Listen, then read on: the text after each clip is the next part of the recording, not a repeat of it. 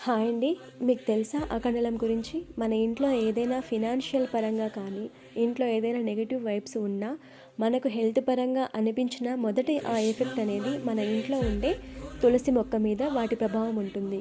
ఇంట్లో తులసి మొక్క వాడినట్టు ఉన్నా, లేక నిద్రపోయినట్టు ఉన్నా, ఇంట్లో నెగటివ్ ఎనర్జీకి సూచకమని అర్థం.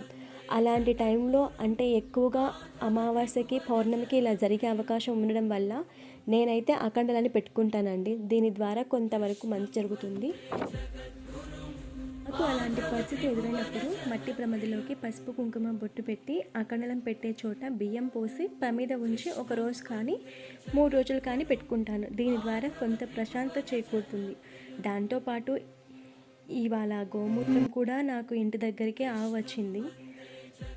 సో అందుకని చెప్పేసి ఇంతే చాలు అని నేను గోమూత్రంతో ఇంటిని కూడా శుద్ధి చేసుకున్నాను. కొంచెం మనకి ఇబ్బంది కలిగే వాతావరణం మన చుట్టూ ముట్టింది అనుకున్నప్పుడు ఇలా దేవుడి దగ్గర అఖండలం ఒకరోజు వెలిగేలా జాగ్రత్తగా చూసుకోండి.